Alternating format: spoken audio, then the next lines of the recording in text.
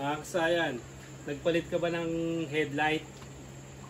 TMX 125 kasaya o Rusi 125, yung mga battery operated na stock bulb.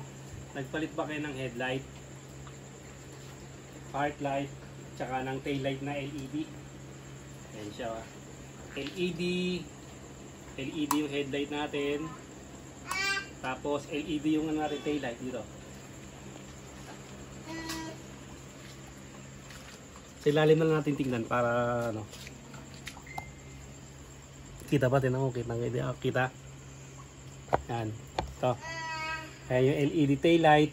Tapos LED yung ano natin dito, yung panel gauge. Ayan na. LED yan ha. Yung panel gauge natin ha. Pati yung ano natin, LED na rin yung ating signal light. Ayan. Kaya kulay red na siya, LED na rin siya. Tapos, ganito yung nangyari. Halimbawa nagpalit kayo ha. Mapapatay natin yung ano, yung park light. Pag pumreno tayo ng nakabukas, okay ha, wala, ayun o, may likod. Pag pumreno tayo ng nakabukas, wala. Okay, wala kang makikitang problema. Pero pag nagpreno tayo ng nakapatay siya, ito siya, nagpreno tayo ha. Okay, yung ulihan. Pero pansinin niyo yung harap, ito yung board. Pag nagpreno tayo, pe-preno tayo ha, handbrake. Ayan siya. Pag nagpreno, handbrake. Ito kasi wala tong ano, wala tong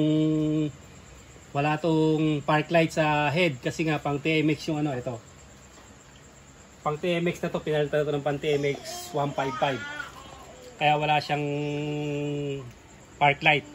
Pero kung TMX 125 pa to, may park light to. Pag nag-brake tayo, iilaw din yung park light dito katulad nito. Ayan, umiilaw yung kanyang ano, panel. Ngayon kasi ganito yung gagawin natin.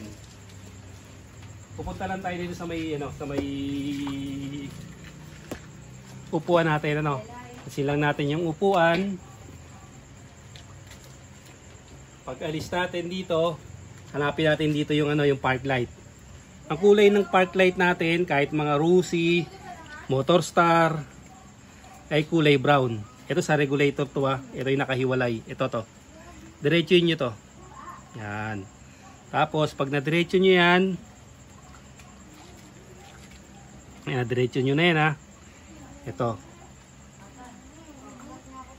Ito, tutukan mo to. Ito yung kulay brown. Ayan na, ito yung kulay brown ha. Hugutin natin tong kulay brown na to. Yan. Paghugot natin, itong diode na to, gagamit tayo ng diode. Naubos na yung 6 amperes natin eh. Kung may 6 amperes, mas maganda, mas malaki. Hahanapin nyo yung lining na gray ha. Ito kasi na ano na, nawala na yung lining na gray eh. O, bali, ang gagawin natin dito, pagka umilaw pa rin, babalik ta rin lang natin. Pwede natin duktungan ng wire to ha. Pwede rin nating pakapitin kung sakaling kayang pakapitin. Papakapitin na lang natin. Bawa ganyan ano. Pwede rin nating i-wire to ha.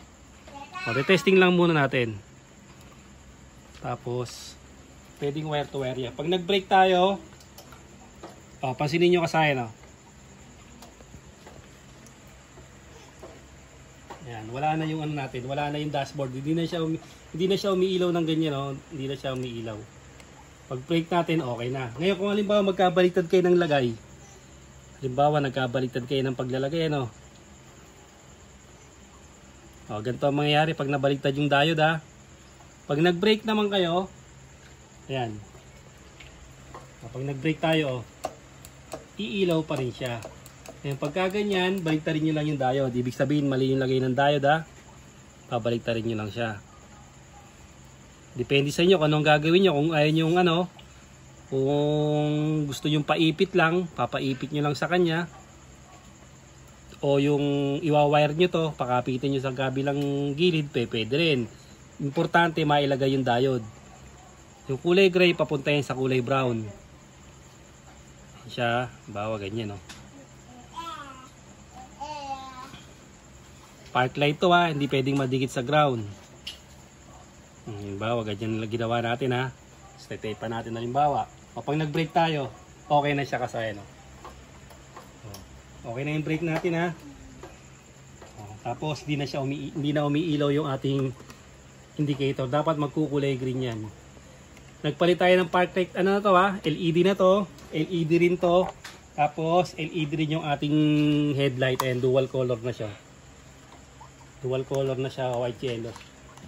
Kaya pagka ano tayo dyan, mahina na yung konsumo ng ating battery.